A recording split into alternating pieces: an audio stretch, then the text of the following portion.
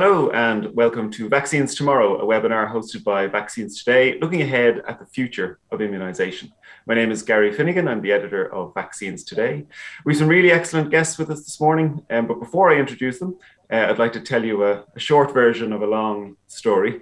After the last pandemic, if you can recall, the H1n1 pandemic felt a little different to this one, but it was a pandemic in 2009, 2010. It was clear after that there was a need for more pro-vaccine voices, more vaccine advocates online and in society in general, because in the absence of vaccine advocates, anti-vaccine voices filled the vacuum, and there was a real communication problem, which probably we're still living with to some extent.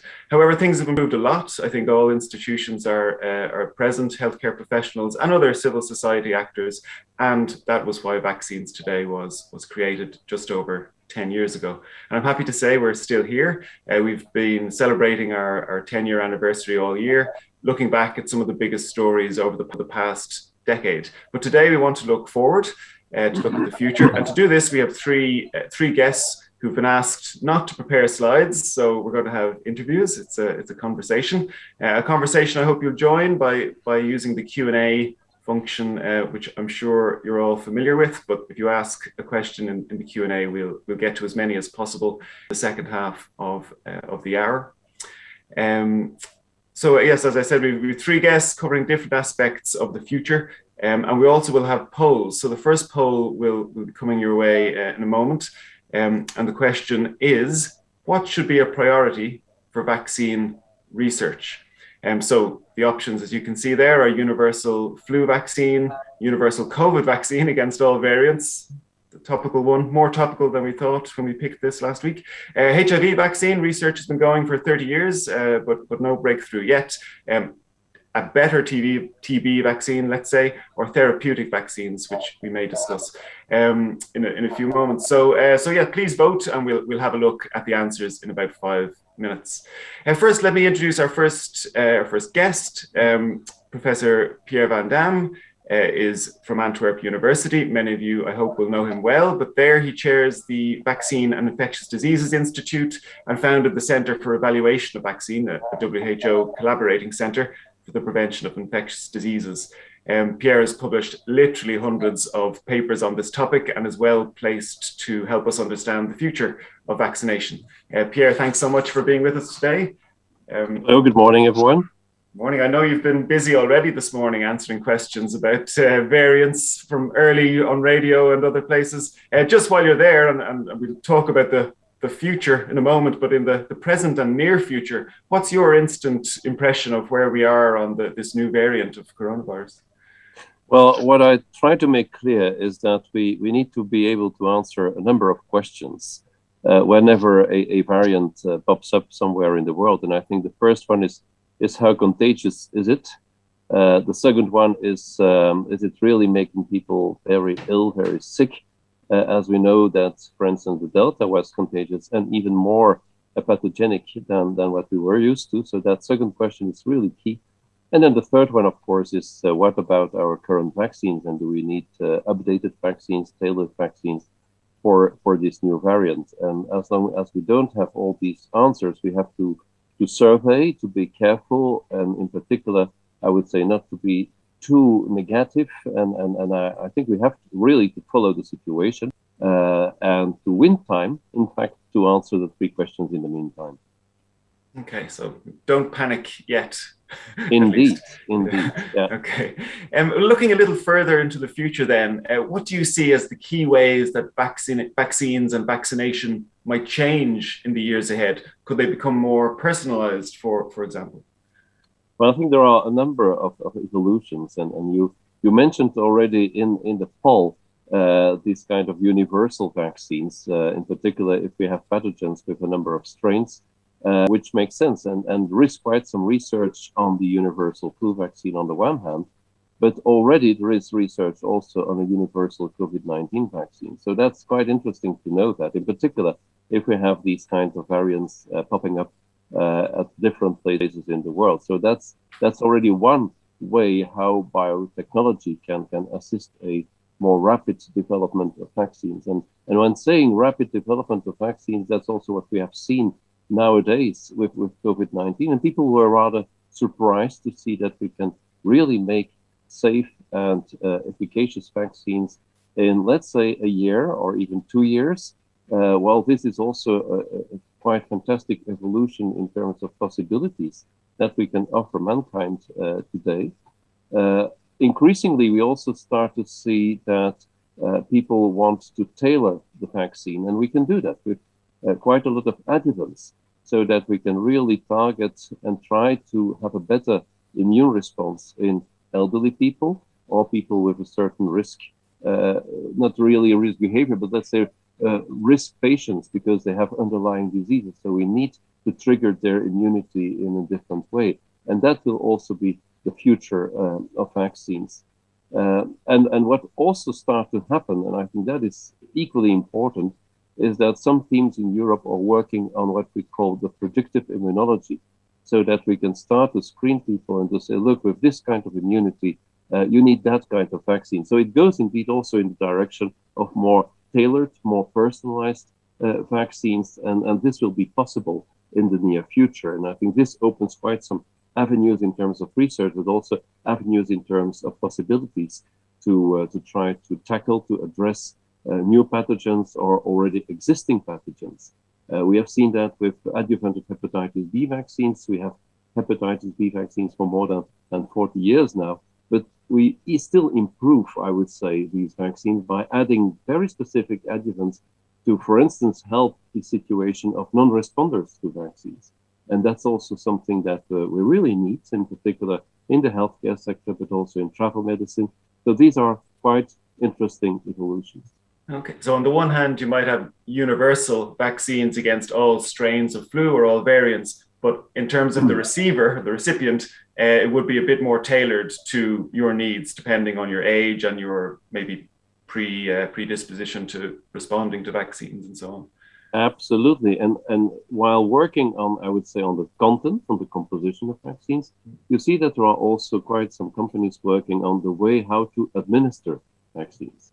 We do have nasal flu vaccines, but there is also research on nasal COVID-19 vaccines. And it really makes sense because you try to follow exactly the same way that the pathogen is targeting your immune system and, of course, also entering your body through mucosa, through the nasopharynx. So it's not that strange to try to mimic what happens in real life with the pathogen and to try to use that way also to trigger local immunity, mucosal immunity by having these nasal vaccines. There is quite some research on intradermal vaccine also to work as a kind of antigen sparing situation, dose sparing situation, which we need, of course, because if we have to tackle to address a pandemic, we have to produce enough antigen, not only to have vaccines, as we know, in the industrialized world, but also in the low and the middle income countries. So that's really a nice or important objective for the future. So this dose sparing, this means you get better value for the amount of antigen that you produce, so you make more vaccines. Is that the idea? Yes, with the existing capacity or the existing production, you can in fact protect more people by using a lower dose and offering an equal protection. That's really what is the idea of those sparing activities. Yeah. Okay, interesting one. Okay, let's quickly look at the results of our poll if they're available. Would you have voted in this one, Pierre? Do you have a view on what, we should do all of these things, but if we had to prioritize, what do you see as most important? Well, of course, given the current situation, I can imagine this has influenced your poll quite a lot. But it makes sense, of course, if you compare COVID-19, which is in terms of pathogenicity more important than flu. You really, and there are upcoming variants. So this really makes sense to try to prioritize this kind of situation given the current pandemic situation. So I can follow this poll quite easily, yes. Yeah, so maybe that's a natural response to the morning that we're in today, but the therapeutic vaccines were quite high on that list. And could you tell us what are therapeutic vaccines and what diseases might be targeted? Well, for the moment, I can say autoimmune diseases, cancer is being targeted through therapeutic vaccines. And if we look at the RNA vaccines that we start to know now much better today, is because, of course, they have been used 15 years ago already as a very personalized situation where you try to really, how to say, to trigger, to induce the immune system of an individual by taking some immune cells, reprogramming these immune cells, and then you give them back to the donor, to the patient, so that the immune system is then able to recognize a cancer cell and to attack a cancer cell. So in fact, to educate the immune system of a patient to be able to address the cancer cells. And that's a very nice concept. I try to simplify it a little bit, but it illustrates that if you can do this to really treat cancer, this is, of course, a major step forward. So I fully understand that if we don't have this COVID-19 situation, I can imagine that people really would go for the therapeutic vaccines. And do you think all the focus has been on COVID for the last almost 2 years? Has this slowed down or distracted research on other vaccines, or do you think it will kickstart vaccine research on other diseases? Well, it's double. On the one hand, of course, it has refocused a lot on COVID-19. We know that more than 200 companies in the world, universities, research institutes, have been working on candidate vaccines on the one hand. On the other hand, we know there is a return. There is a lot that we have learned in the meantime, and that can be applied for addressing other infectious diseases. We know the RNA technology might be used now also for HIV vaccines, for malaria vaccines, for Lassa fever vaccines. So there is indeed quite important a learning process that we can use for future vaccines, absolutely. Interesting. And I know you're developing a facility in Antwerp at the moment, which could be used for challenge studies. Could you tell us what challenge studies are, and then tell us a little about this facility? Indeed, yes. With the support of the Belgian government, we are building Vaccinopolis, which is in fact under one roof a facility where we will continue our phase 1, 2, and 3 trials again for vaccines as we did so far. But in addition to that, we will have a human challenge facility where we will be able to have people who will reside there for, I would say, 10 days or maybe longer, depending on the incubation time of some infectious diseases. And half of them will receive a candidate vaccine and will be able to induce immunity. Others will receive a placebo. And then after a while, we will expose them to a pathogen, to an attenuated pathogen, and then, of course, see how quick some vaccines can offer protection. This can be vaccines, this can be also immunoglobulins. So it's a way to have a very quick response on the quality of the vaccines, whether these vaccines work. And so we can go back to the bench and improve the vaccines if needed, and otherwise we can go faster in the development of candidate vaccines. And which diseases are you thinking could benefit? I saw a TED talk you gave where you mentioned polio. Is that a target? Polio can be a target, but of course we also look at flu. We will look at COVID-19 as soon as we do have a decent therapy for these diseases, because of course it needs to be approved by ethics committee. And one of the questions is you need to be able to offer quick therapy to your placebo group, or whether your vaccine does not work and you have breakthrough infections. So that's for sure very important to have a good therapy. But also pertussis can be a way to try to look at new pertussis vaccines, because it's very hard for some infections to now set up large phase 3 trials, looking and offering, let's say, or waiting for people to be completely vulnerable for an infectious disease and then have a placebo-controlled trial. So that's sometimes very difficult for existing vaccines. So these facilities can also offer an added value there. Okay. Well, in recent years, people have complained that there's not enough vaccinology on medical courses or science courses. Do you think that's changed in recent times, and could it change even more so? I know you run a vaccinology education course in the summer school in Antwerp. Are things improving in this area? Well, we did several surveys among, I would say, future doctors and nurses and pharmacists, and we are still quite surprised to see how little In the medical education in Europe, we talk about vaccines and vaccinology, and I think this is still room for improvement. We all experienced that during the COVID-19 crisis, I think, today, because we get a lot of questions from pharmacists, from doctors, to get a webinar on the new vaccines, to well understand how the immune system works once you start to use vaccines. So we should invest, I think, on the one hand, in the future generation of European doctors and pharmacists and nurses by having very clear courses in their curriculum. And then, of course, have kind of postgraduate courses every now and then to give updates to the doctors and pharmacists and nurses, because they are continuously in contact with the general population.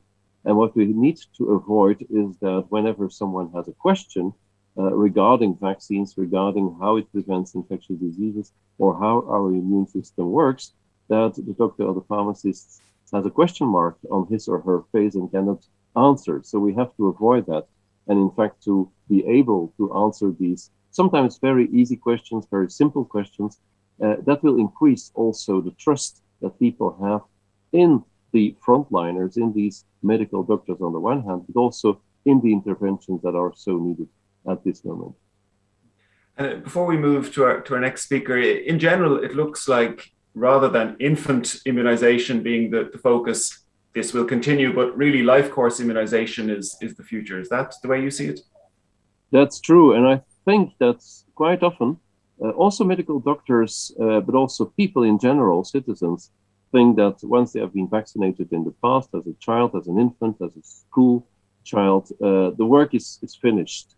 And I don't think that's true. We do have the travel medicine vaccines. We do have vaccines at different moments in our life. And the COVID-19 situation has shown that in some countries, it's very hard to have access to the adults, in particular, if you want to cover all the population going from children up to the elderly. Countries were not really prepared to do this kind of immunization activities. And of course, they set up vaccination centers in a very elegant and very efficient way. But we have to think about the future. Just imagine we have to offer regular boosters. We have new vaccines upcoming for the adults. Well, we need to think about how are we going to prepare ourselves. This is very depending on the healthcare system in the different countries. So we don't have to change everything, but we have to think how can we translate that and have access to the adult population, the active adult population, but also the elderly. Great, thanks, Pierre. Stay with us if you can, and we'll absolutely come back to you shortly. And let's take our second poll then. This one is a simple one. I think it's: have you had your flu vaccine this year? It's anonymous, so if you haven't, you can tell the truth. We won't name and shame or anything. I can tell you I had mine in my local pharmacy this year, but let us know whether you've had yours yet, and we'll come back and check in 5 minutes. So next, while you're answering that, let me introduce Daphne Holt, who is chair of the Coalition for Life Course Immunization, a network of experts and associations representing public health, patients, academics, and health professionals from across Europe. Daphne is also a member of the editorial board of Vaccines Today, and I'm delighted to have her company this morning. Daphne, how would you have voted in the earlier poll about priorities for vaccination? What would you like to see if you had a magic wand?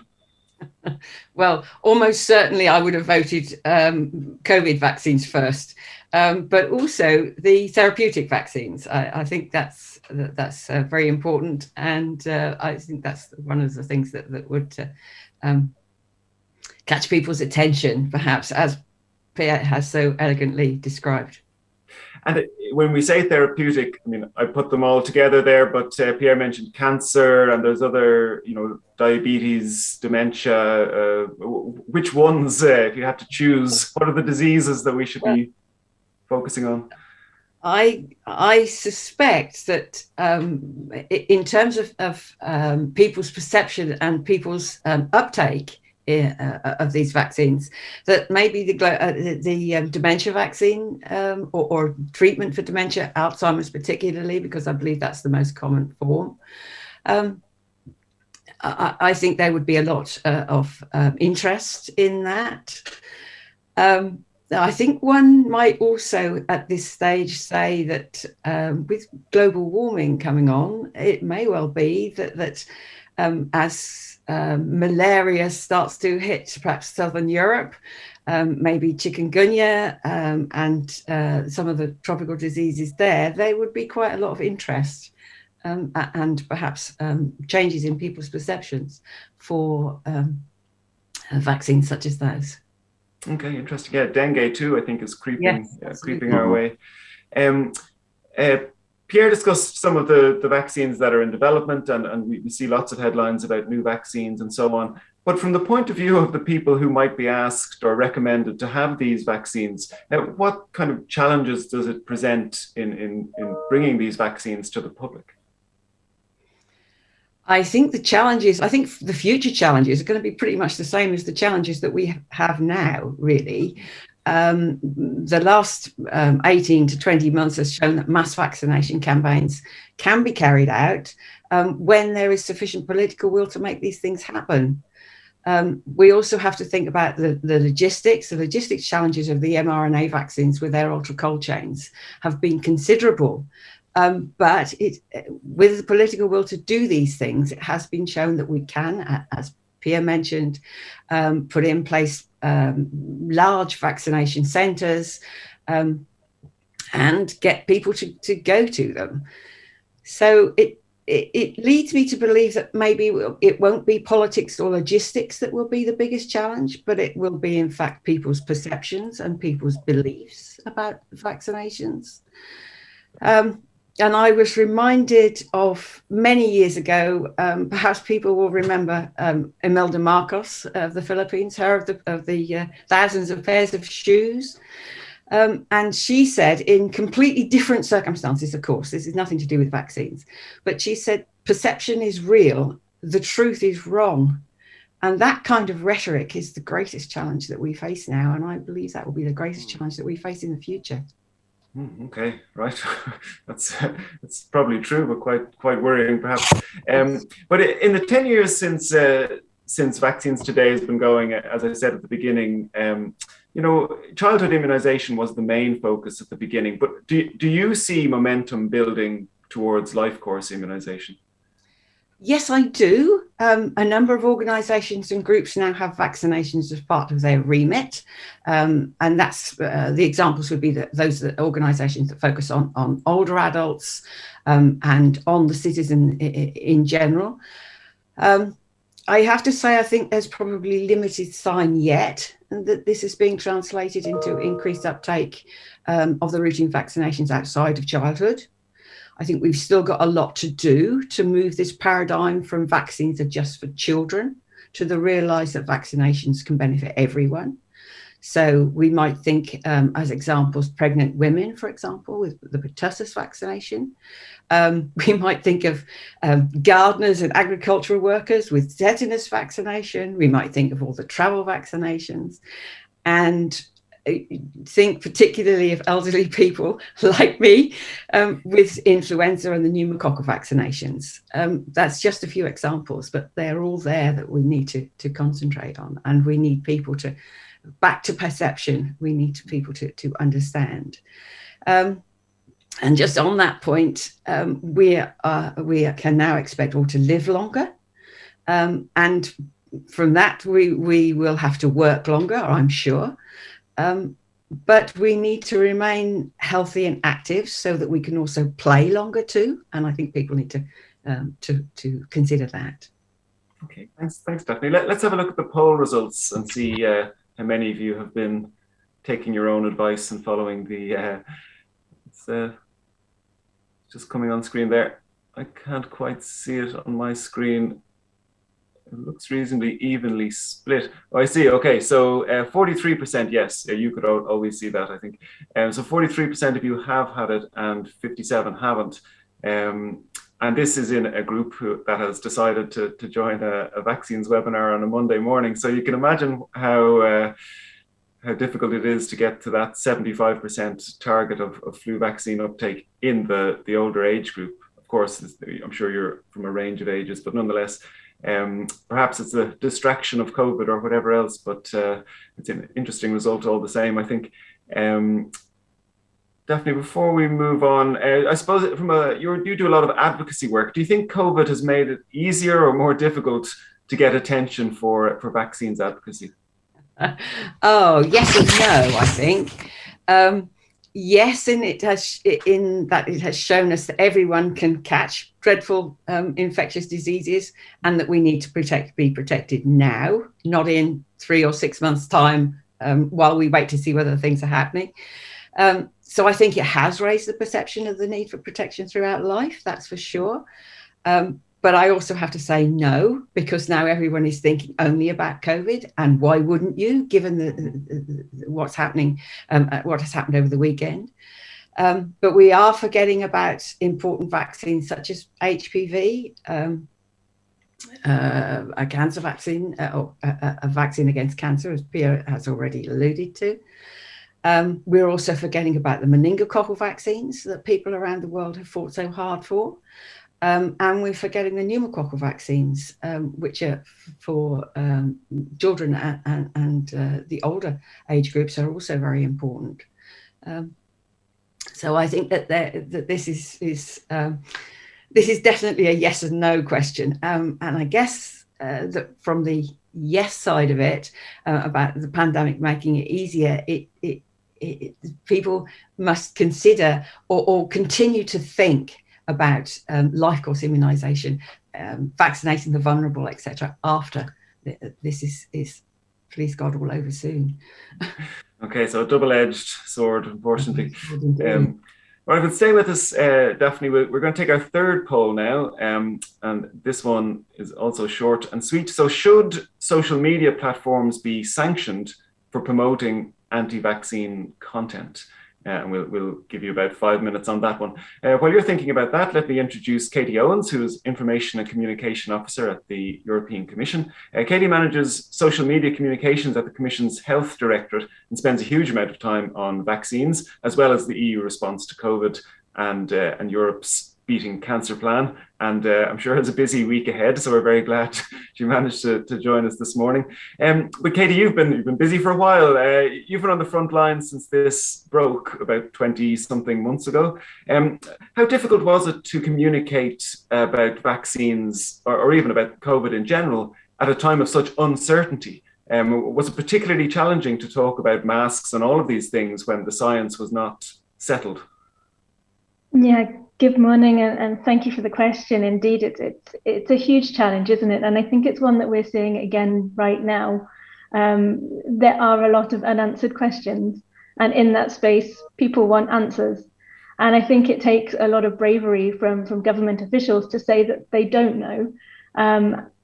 Something that's incredibly important, and something that we tried to do from the beginning, was to add this element of uncertainty, that things may change. One of the first videos we produced actually was one saying about the importance of reliable information and the fact that things may change during a pandemic, and we need to keep on top of the changes and make sure that the information you're reading is up to date. But indeed, a huge challenge. We saw that from the masks, as you say, when the guidance changed and there was a lot of criticism. We've tried to do what we can to keep on top of things, to work with the governments and to try and get information out as quickly as possible as soon as it becomes something that we can share. So a big challenge, and we've learned a lot, as I'm sure we'll discuss in the next few minutes. Do you think we're better placed now for future vaccine communication? You said we're all a little braver, maybe institutions are a bit braver, and there's more listening and community management going on. Do you think, as difficult as it was, do you think it has improved things? Yeah, I think it has. If we go back to these very early days of the pandemic, the whole media attention that was around it, there was so much demand for information. As soon as even the tiniest thing came out, the media were all over it, blowing it all up. Again, there's a lot of fear these days after this weekend, and I wonder myself how much the media plays a role in this. What do you say when there is no exact science? Again, it's this challenge, you have to say something, but I think there's also a lot that can be done to control the information that's out there and to make sure that it's reliable. But I think we have learned a lot. And one of the things that we've been doing is exactly this community listening, this community engagement. One of the very trendy words that's going around these days is vaccine hesitancy. And it's very much linked to misinformation and disinformation, but that's not the only reason. And I think it's very, very easy to point to vaccine hesitancy and say, oh, it's the anti-vaxxers. But as we've been repeating, there are many, many reasons why people aren't vaccinated. And we have to understand these before we start to respond and to try and put the measures in place to help them. Okay, and I think social media also gets a lot of attention, maybe even more than it's worth. But let's have a look at the results of the poll, which was asking about whether there should be sanctions of some kind. I think it's a pretty strong yes. So yeah, anyway, that probably won't go away. I think that social media platforms have done a lot to improve, but clearly more to do, it seems. Do you think when we are on social media, are we moving beyond shouting vaccines work, which is what we've definitely been doing for a long time? But do you think we need to get beyond that and find new ways to engage? Yeah, and I think that's got to be on social media and off social media. I think social media is incredibly important and incredibly powerful. It's a good way to push the pro-vaccine messages, but it's also a platform for the more questionable or misleading information, let's say.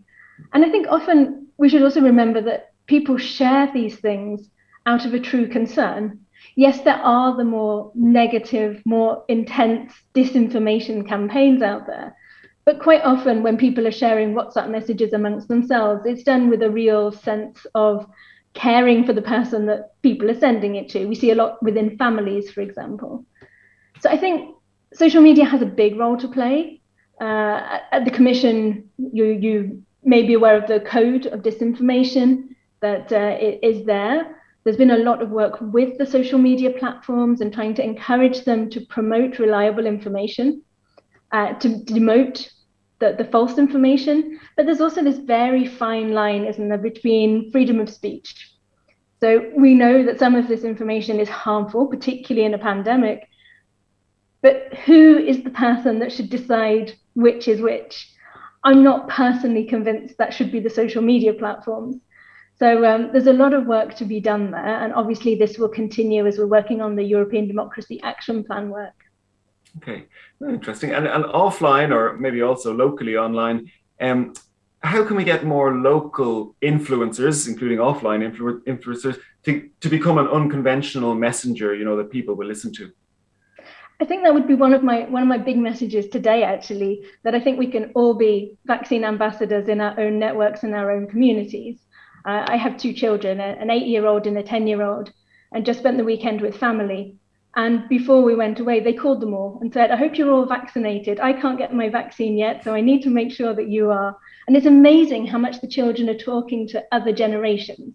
They're putting the pressure on their grandparents. They're talking to their aunts and uncles. And I think this is quite powerful.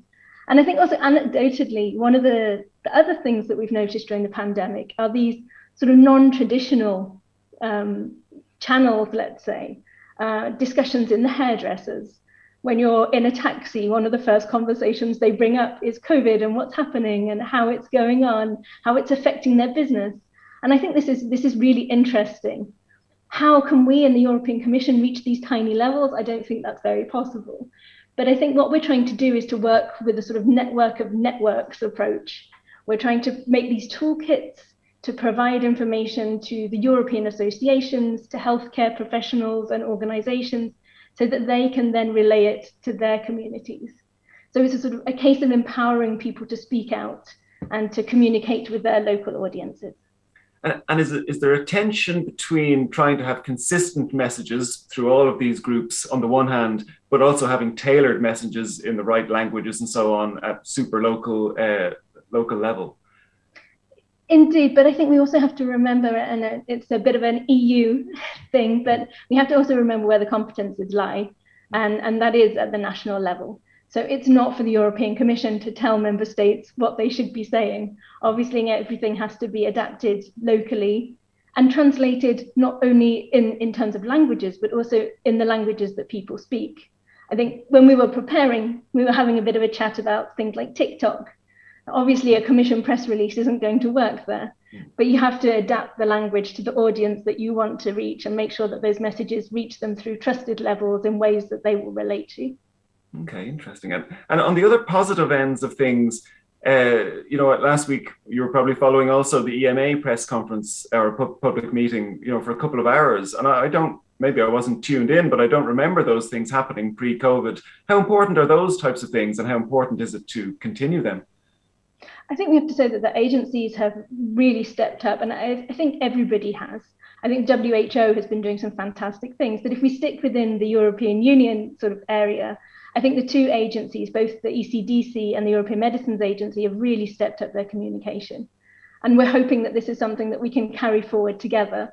One of the projects that we have together is this European Vaccination Information Portal. And we were talking just last week how we can keep up the momentum, how we can make sure this is updated and continues to be relevant, to make sure that this information reaches people. The press conferences have been very successful. I know colleagues are very happy with them.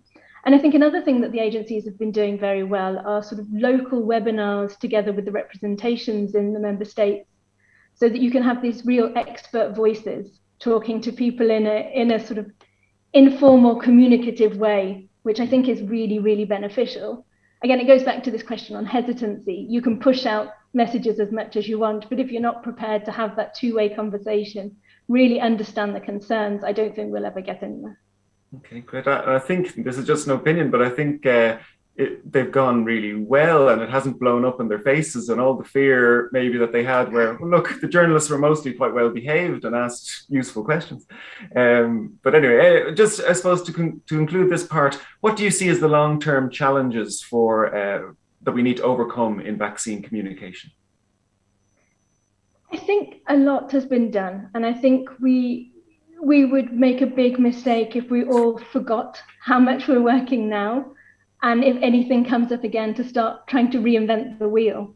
I think we need to keep up these networks and this communication and these channels and keep them open. And I think that, exactly as you say, I think going local is incredibly important, and I think that will continue to be important. And speaking to people in languages that they understand and relate to. Again, you already mentioned it, this old-fashioned way of just telling people vaccines work, get vaccinated, doesn't work in today's age. Maybe social media has a role in this. Maybe it never worked, but it's clear that that's not the way these days. We need to really invest in these conversations, which are incredibly time-consuming and take a lot of resources. But I think that's the most important thing that we can do. And as you say, healthcare professionals are massively important here. We will keep working with them to make sure that they have the communication skills as well as the information that they need from a sort of thematic or to make sure they're up to date on the latest science and developments, but also that they're comfortable using social media, that they're happy to speak on the radio when the expert voice is needed, and to make sure that these trusted voices get out there.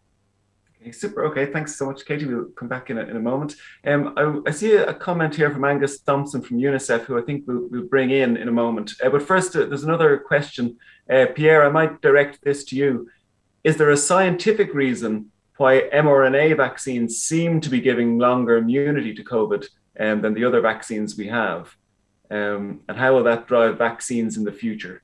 But maybe the first part at least, first of all, is that the case? Are mRNA vaccines giving longer immunity? And if so, why? Well, I like the way you ask the question by using the word "seem," because to be honest, there is still a lot to be learned, and sometimes we have to be fair enough to say we don't know, because we are really at the start of the use of some new technologies on the one hand, in particular then in preventative medicine. And what I have to say to a lot of people is that with a pandemic, you don't take the time to look at what is the ideal immunization schedule. We don't have the time. So as soon as we do see that a vaccine works, is efficacious and is safe, it has been authorized to be used by the European regulatory authorities who have done an amazing work to be able to go through all those files in a short period of time and guaranteeing, I would say, high quality, safety, and efficacy of all these vaccines. The next step, of course, is then looking how long do they protect? And that's something you usually do in advance. If we look at hepatitis B, or if we look at the human papillomavirus vaccines, we knew exactly what was an ideal schedule. And we could then also try to calculate how long it would protect. And this is something that we can't do for the moment. So we have to do that once the vaccines are used. And that's rather particular. And we have to communicate in a very open way. So if we now say, look, we need to have a third dose or a booster because that's completing our primary schedule, I think that is something we know from other immunization schedules. It might be different for an RNA vaccine than for an adeno-based vaccine, but that's really what we need to learn in this space. Okay, so we're still learning.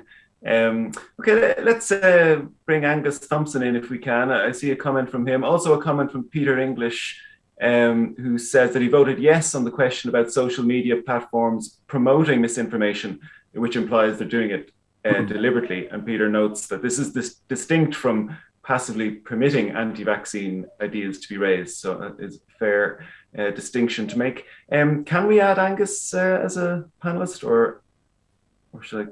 Yeah, there you are, Angus. Yeah, I can hear you. I can't see you yet, but maybe we'll in a moment. Angus, you were making the point about the algorithms that social media platforms have so carefully developed are great at grabbing attention. So to what extent should they be responsible for what happens next? Well, I mean, I read a very interesting comment from someone who'd worked on algorithms, the early development of algorithms at Facebook. And I think the key here is the distinction between hosting content versus promoting it. And what we know is that the algorithms promote this content because this content catches people's attention. It triggers little feelings of outrage or shock and gets people fired up to share it before they've even had a chance to really evaluate it and think through what's behind it. And so, I mean, a solution that was proposed is that at some point they be held responsible for what their algorithms are promoting, not for the content that they host. That's been, pretty well confirmed that these platforms can host user-generated content without, kind of risk of lawsuits, etc. But what we see here is that they're actively promoting it, and they're not doing it consciously. The algorithms are doing it for them. But I mean, Katie covered so much. I think it was fantastic what the commission's doing. A piece of this is also getting good content out there and putting that, really ensuring that people are able to find the information that they're seeking, that they need, as easily as they find this mis and disinformation as well. Angus, just briefly, I know UNICEF published late last year the Vaccine Misinformation Guide. What else are you guys up to that might put us in a better place to catch and respond to misinformation? Well, I think Katie hit a very important point when she talked about community listening. So the guide is one piece of a large package of technical assistance and training and tools that we're pulling together in an initiative called the Vaccination Demand Observatory. We're focused on low middle income countries at the moment, but the idea is to provide countries with the tools that they need, they can use, which will help them be more effective at listening into the conversations on social media, in mainstream media, but importantly, in other channels, offline channels, in your offline communities as well. So you can't begin to address the disinformation, misinformation, or more importantly, identify the information needs of people if you can't if you can't effectively listen to those conversations, analyze, understand what's going on, and then respond. So we're rolling that out in over a dozen countries starting right now. And I think it's an interesting model for Europe as well. There's a lot already going on, but I mean, I'd finish my comment, Gary, with kind of building on something that Katie said. There's a lot to do, and it takes a lot. Well, we're happy to invest billions and billions in the development of the vaccines, and then we throw a few cents at the end the last mile or the last inch or the last micrometer in people's minds to make sure that people accept the vaccines and take them up.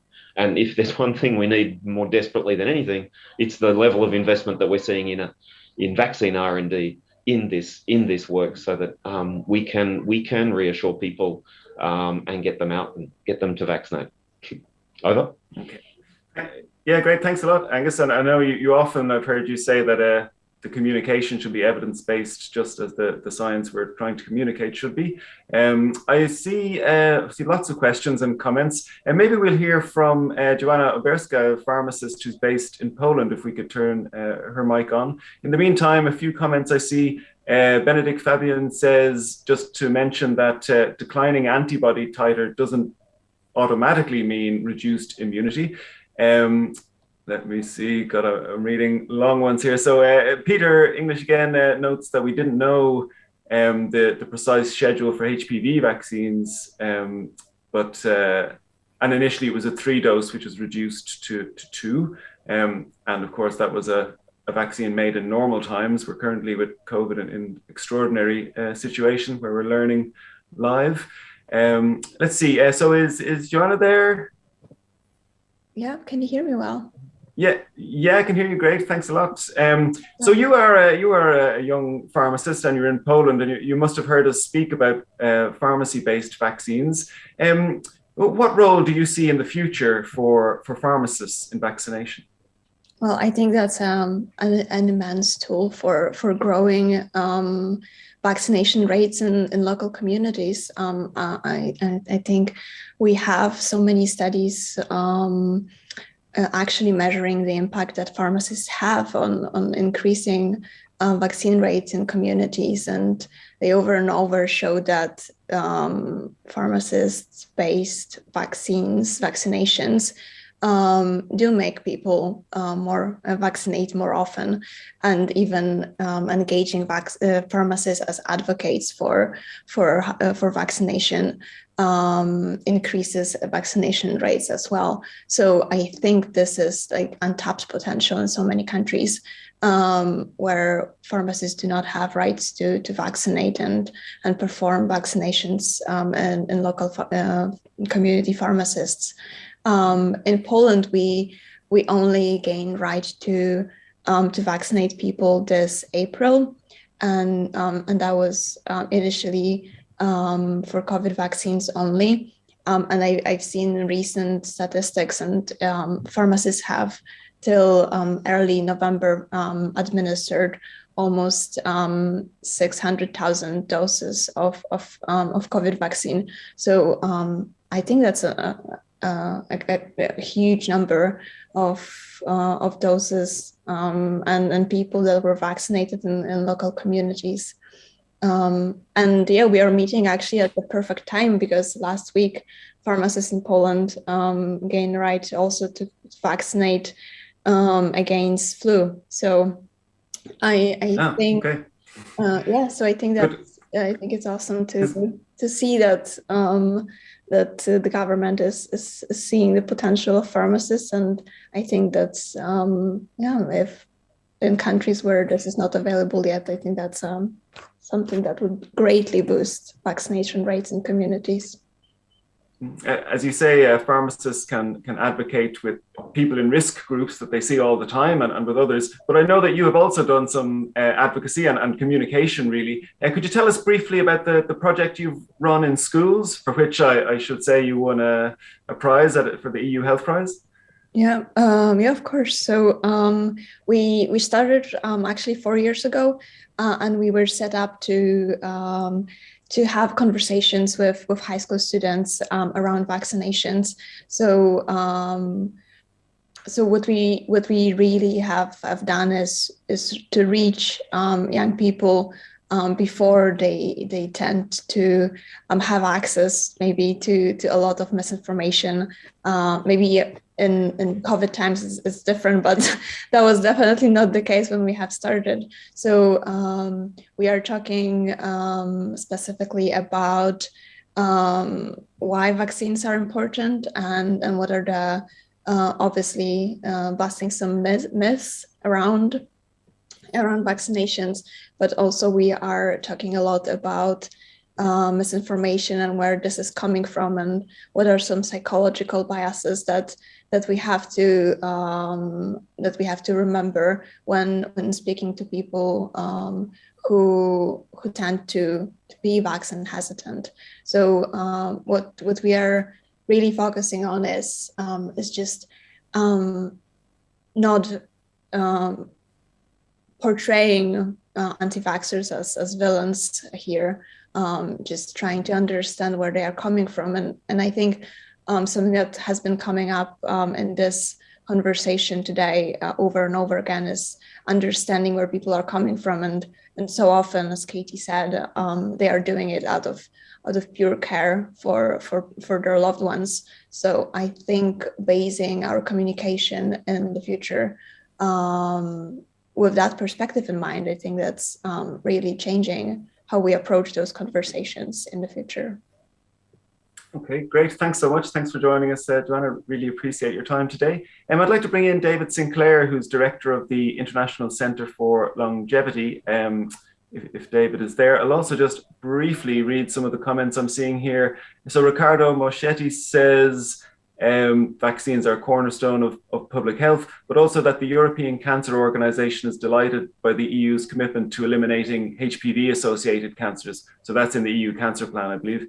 And also WHO is trying to eliminate it as a public health concern. So there's a lot of momentum, I think, on that. Angus has popped the link to the misinformation guide into the chat if you want to see that. And Christina Lanes mentioned Portugal, which was an early adopter of vaccination in pharmacies, and one of the first countries to implement this. Also, I think, is that a separate point that HPV is outside the national immunization program?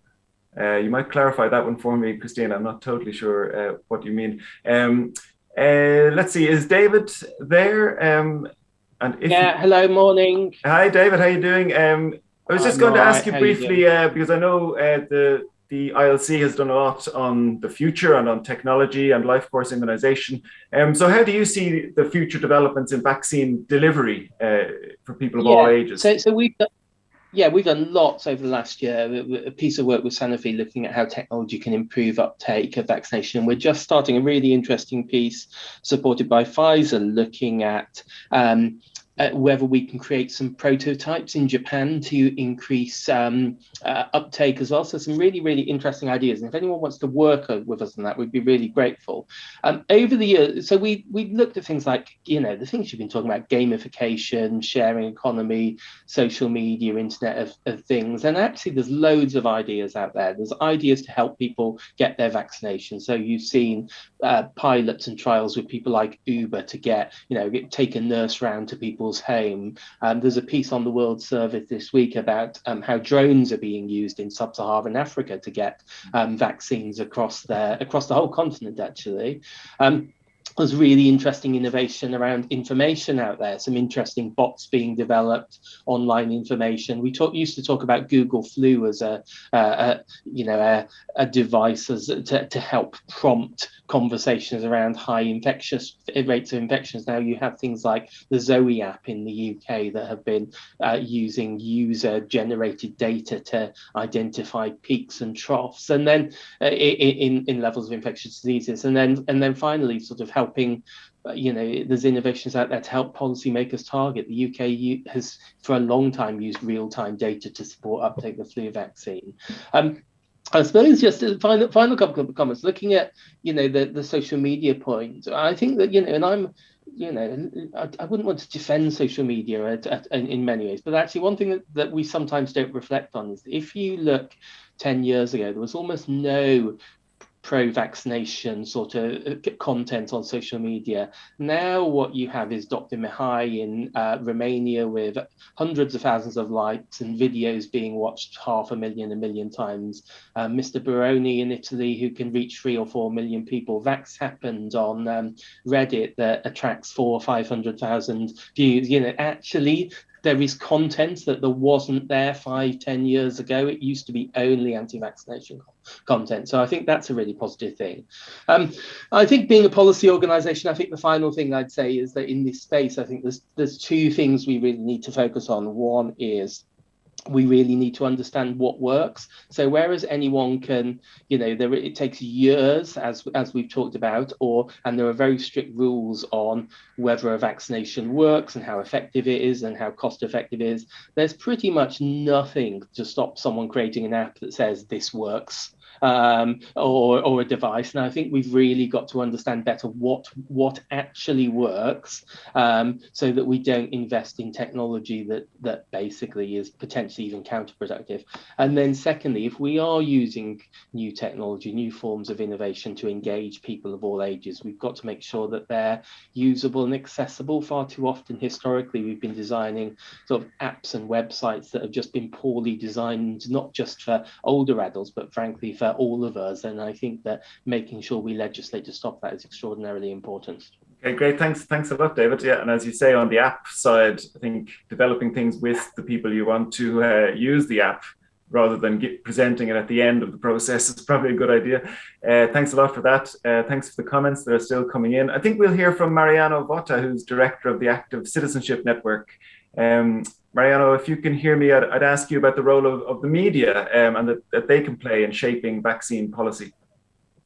Thanks, Gary. Greetings from Italy. Do you hear me?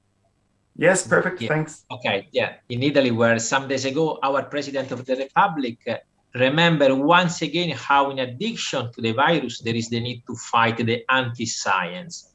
And in this, the alliance between research and information is essential. Apart from SARS-CoV and these variants, we have to struggle against another virus, the fake news, that spread 6 times faster on Twitter than the real news and are 70% more likely to be retweeted, according to a recent study carried out by the Massachusetts Institute of Technology. So according to me, from one hand, of course, we have to guarantee the constitutional right of freedom of expression, freedom of press. From another hand, it's the right time to require, to ask to the editors, to the published, all the communication operators to take a view of corporate social responsibility, to make and communicate their clear editorial choice. Some example, and then to translate in practical ways. 8 p.m. in Italy, the main TV news has decided since months to dedicate every day a news on climate change and its impact. We can, in this context, to identify who are the media interested to invest much more in the value of prevention first, in the cooperation for a scientific dissemination more friendly for the citizens, giving more attention from, the European Immunization Week, the new launch European Flu Day, just launched the European Research Night, but this kind of synergy is time that we strengthen this every day, not just once a year synergies.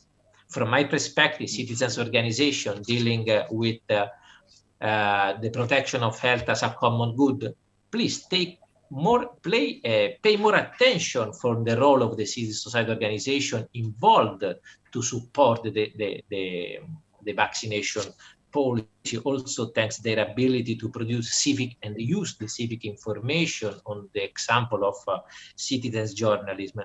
My last example is the new vaccine portal provided by the ECDC that was launched 2 years probably. It's a full of official source of information, but it's an informative portal without any chance to the citizen to interact. It's the same kind of information that we found when we are in the railway station. So for train, Rome, Milan, track 8 started at, but please, to take a vaccine is not the same to take a train. So also for the public institutions, we need also to change a little bit their way to communicate. Okay, great. Thanks a lot, Mariano. This has been a very fast hour, but I just want to read a few comments before I go back to the panelists for one last thought. I'll ask you for maybe a wish for the future on how things may improve or what might happen next. Before I do that, I see Bear Uman, who I know is from the European Specialist Nurses Organization, noting the gap on knowledge and competence on vaccines and virology. And the importance of training there. I know ESNO has produced some very useful materials for nurses, so you should check those out. There's also a comment noting that, particularly in Africa, this is relevant, I suppose, that hesitancy may be a problem, but really communicating about vaccines that are not easily available is the real issue at hand there. Okay, I see more comments, but maybe time is running away from us. So maybe I'll go back to the beginning and ask Pierre, what's your final thought or your final wish for the future of vaccination? You mean for me? Yes, if you have one. If you've just one wish, I mean, maybe you have many, but yeah. Well, I think as I heard in the discussion, the importance to inform the whole community how important vaccines are and what the impact can be. And this will be maybe a larger challenge than to develop new vaccines. So that's really what we have to understand in the coming years. Okay, thanks for that interesting point. Daphne, your prediction or wish maybe for the future? Mine is pretty much the same as Pierre's, I'm afraid. That we, and Katie mentioned this during her talk, that we all talk to one another, because it's really important to that's the best network. In fact, the people network, that we all speak to one another, that we share intergenerational information. Thanks so much. Katie, a final thought? Yeah, I'm going to try and say something different. And I think my wish is that people take responsibility for themselves. It takes a little bit from what Pierre and Daphne were both saying, but the information that's shared on social media is shared by people, as you say. If something gives you a strong reaction, maybe think twice and ask why you have that strong reaction, and maybe who is trying to push you in one direction or another before you share it. And if you're not sure, maybe put a little note and say, this hasn't been fact-checked, or I'm not quite sure if this is real. But I think we really need to invest in digital health literacy, and we all have a responsibility there to make sure that what we're sharing is accurate, and we are responsible for that. Great, thanks so much, Katie. Wise words. I think pause before you retweet. Well, thank you all so much. Thanks to all the panelists and the special guests and all the comments. I couldn't keep up with them all, but I hope you were reading the chat and I got to as many of the questions in the Q&A as possible. This has been an incredibly quick hour and I think really certainly enjoyable for me. So thank you all for joining. As I mentioned, this is the final part of our 10-year anniversary for Vaccines Today. And listening to you all, I'm sure if Vaccines Today didn't exist, we'd probably conclude that we had to invent it very quickly because we need as many advocates as possible communicating on vaccination. Thank you all very much once again, and keep following us all and stay in touch. Thank you.